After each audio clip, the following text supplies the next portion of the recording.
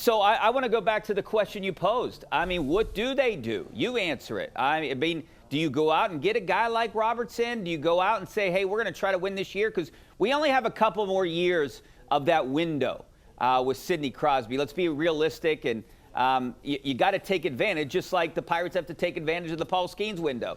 So I would go out and do it. Robertson is really, really good. He's a star, if not a flat-out superstar. It would be a huge trade. It would require a ton. I mean, it's like the eternal what's a question. ton? You're giving up a first-round draft pick. You have to give up some young guys. You're giving up multiple good. Yeah, you're giving up multiple future good players.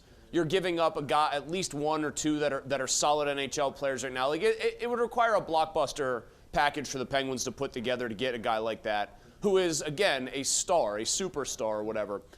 I think the eternal question is, you say, like, the window is going to close eventually with Crosby. Well, he looks like just the same old, kind of almost, what's the word I'm looking for, mechanically brilliant. Like, he's like a metronome. He never stops. But Father Time never loses, brilliant. Chris. Father Time, right? But Father Time is, like, down several rounds to Crosby right now, and eventually if you make it to, like, 44 and you're still a really good player, Father Time kind of de facto lost. Malkin looks really good. When he's been healthy this year, he's been really good. He's turned back the clock. You keep him? If he keeps playing like this and he wants to stay here, how do you not try to come to terms on something fair? I mean, he looks like he turned back the fountain of youth. They all are playing like they have something to prove. Kindle's 18, and he looks like he does out there. He looks like he's going to be a guy who flirts with 20 goals and 45 points. They're just getting all these random contributions from guys like Mantha that I think nobody actually thought they would get. They're getting 4 lines rolled out there, which for an aging team, at least its stars, I think is huge. The fact that Muse actually rolls 4 lines and it isn't just like a glorified, 3.5 line team. I just do think it is like, if you're Kyle Dubas and you have been given so much say-so in this process, obviously, so much control, I should say, is really the right term. It has to just be like a gut-wrenching decision. Like, you have to really do a sober evaluation of how good you think this current team is, how worth it is to augment that team and try to win something big now, versus saying, well, we've rebuilt this system, like, we could be good for another 15, 20 years. Do I want to sell chunks of that to try to strike while another maybe 3-year window presents itself? I don't think it's a question that has an easy answer, and I think it's all about what your priorities are if you're the general manager. I think if you're a legit Stanley Cup contender, you do whatever you have to do to win another one. And mortgage a future. I wish the Pirates would have done that in 2016. The Penguins definitely did it, and you see it now, but now they're coming back, so do it again. Well, doesn't it make it a little different though? Like, we know the Pirates have an obvious finite window, right? Yeah. Because no cap, they're going to lose Skeens, etc. Eventually, they'll lose Connor Griffin. The Penguins play in a capped sport, and so there does have to be some consideration given to being like responsible stewards of the future here. Don't just blow the whole thing up that you're starting to build for the next 5 to 10 years. Because, oh my God, your team that you thought was going to be bottom 5 suddenly is playing closer to like a top 7 team in the entire league. Like I said, in a way, if you're Kyle Dubas, you're like the toast of the town among Penguins fans, and you should be. He's done incredible work to put this together, but I don't envy the decision he's got to make or the decisions he's got to make in advance of the trade deadline as to how he wants to proceed. All right, now to our Penn West University live poll question. Just scan that QR code on the right-hand corner of your screen. Who should the Steelers starting quarterback be in 26? And it looks like everyone wants Will Howard. We'll get Chris's opinion, but we got to take a break first. Back in a couple minutes.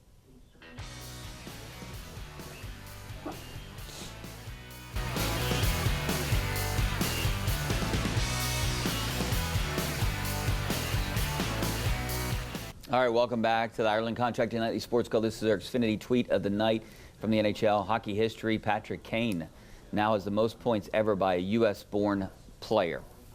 So congratulations to Patrick Kane. We can continue the Penguins talk right now.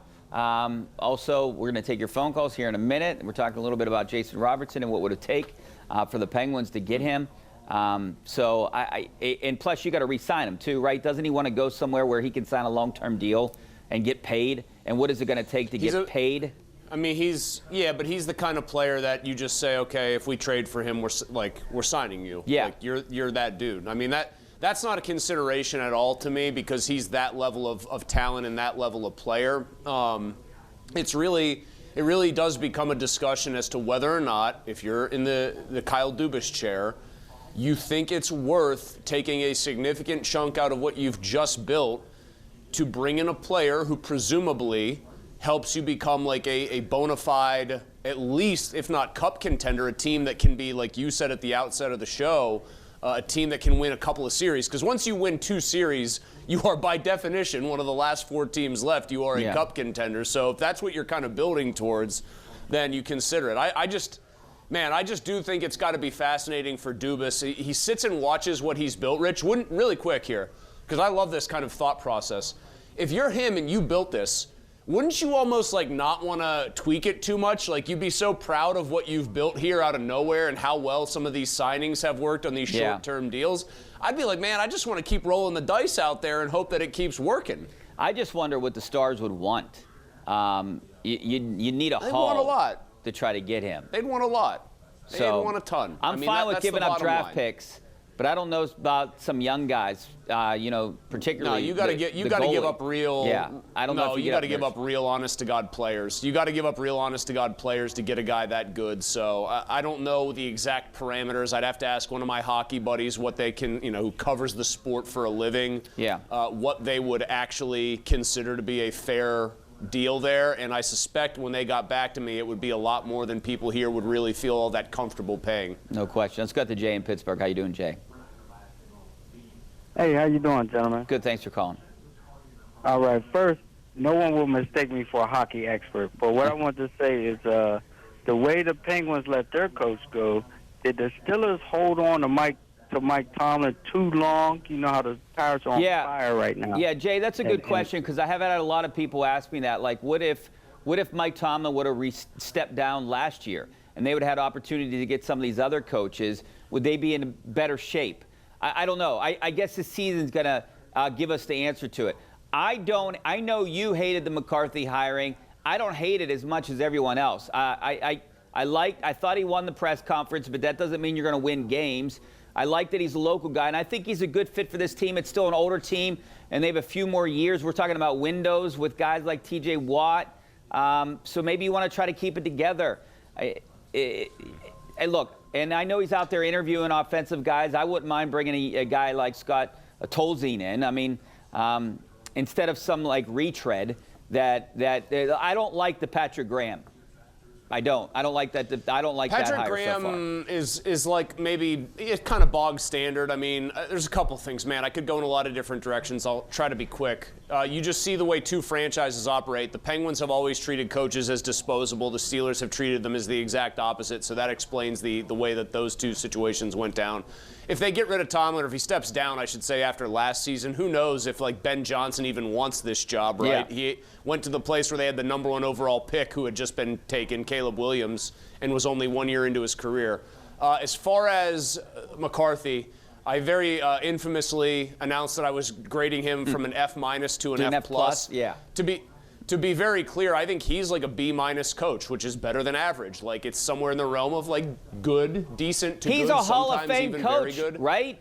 I mean, well, if he's a Hall of Fame coach, Mike Tomlin's a Hall of Fame coach too. And if you're basing it off of Bill Cowher, Tomlin is, and so is McCarthy. Yeah. Sure. I mean, that says a lot more about like who is and isn't a Hall of Fame coach and what their criteria are. But like, I'm not going to go down that rabbit hole. One thing I like about McCarthy is this, and one thing that seems obvious about Tomlin in retrospect is this. The whole we're not going to have that big of a coaching staff was much more of a Mike Tomlin thing than an Art Rooney thing. Suddenly you see they have Patrick Graham, who he was running Pete Carroll's defense in Vegas this year, so you got to look back other years. He probably got more out of those defenses than financially had been put in. I think some of the stuff with Mike Tomlin wanting full control but letting Terrell Austin call a lot of it on game day unless he wanted to interject led to a lot of their communication issues. So I think Graham, just by being virtue of the guy who's going to call it, and there's not going to be a second voice there. McCarthy doesn't care about calling defense. I think that'll help them in some ways. I do think you get a different perspective from outside Pittsburgh on what they actually have on defense, how young some of those key guys are, and what the material is that's left. But I do like Tolzien. I think Graham is okay. Tolzien, in theory, I would be a big fan of. I'll be a big fan of that. I like the offensive line coach just because you can look back at various 4th and 5th rounders he's had under his tutelage throughout his career who have gone on to make 80-plus starts and been like pretty solid NFLers, if not better.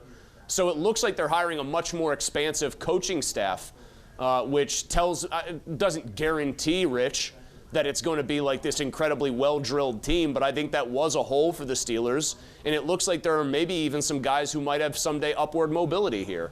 Campen, Tolzien, McCarthy. I mean, does this bring Rodgers back? And not that I want him back, and he might be the best option, but he's going to be 43. Does he still have another year left in him? And is he better than the other guys? Do you want to give a Will Howard a chance or a Mason Rudolph? I mean, what do you do? That's their biggest question right now. But it seems like they're lining up all these guys to make someone like Aaron Rodgers comfortable. Yeah, it's Rodgers. No, they're bringing the band back together for Rodgers. I don't want him back.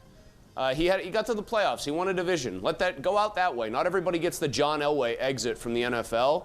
I think the question Steelers fans who do want Rodgers back, and I don't think there's like a ton of them, have to ask themselves is, was the offense the way it was, i.e. limited, because Arthur Smith couldn't figure out good schemes for Aaron Rodgers, or because Aaron Rodgers was just limited in the scope of what he, A, wanted to do, and B, felt comfortable doing? Because I think it's the Rodgers explanation, not the Arthur Smith explanation. And even though he might like playing for Mike McCarthy a lot more, I don't think that suddenly changes Aaron Rodgers into a guy that's willing to stand in and take hits and attack the middle of the field at all times in the game and not just inside the 2-minute drill in the second half. I mean, when you look back, I mean, it seems like Rodgers was a perimeter passing quarterback.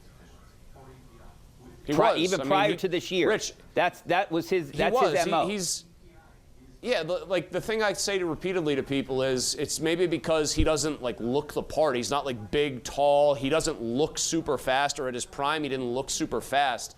He's absolutely a guy who made a ton of plays because of his athletic ability with his legs earlier and in the prime of his career. Yeah, and he doesn't have that now. So, all right, we got to take a break. Back in a couple minutes.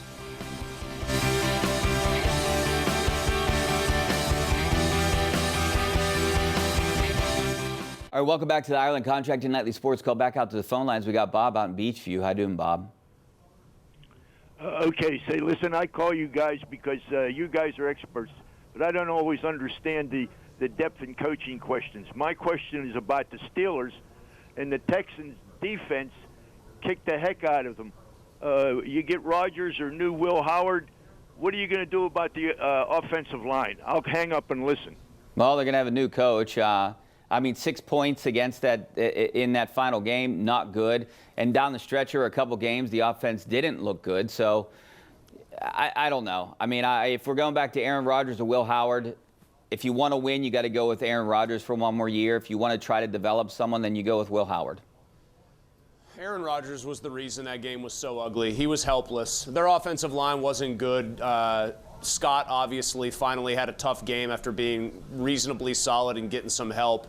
They just got overwhelmed by what I think is the best defense in the league, and their quarterback was not able to provide them with any answers whatsoever. So that's why I'm just not in favor of Rodgers. I'd rather watch 17 Will Howard starts than one Aaron Rodgers start in 2026. I would. Yeah. Because the reason I gave the McCarthy hire such a bad grade is because of what I felt it signified from the owner and from the GM. Like, at some point, you got to pull a Bob Seger here, Rich, and this franchise has to turn the page. All right? Come on. But they don't. I mean, he said it himself. He doesn't want to waste a year of his life. I get it. That's their philosophy. That's a problem. And it seems like people want to see Will Howard 55%, 54%. Thanks a lot, Chris. See you next week. Hopefully we see you guys on KDK News right now.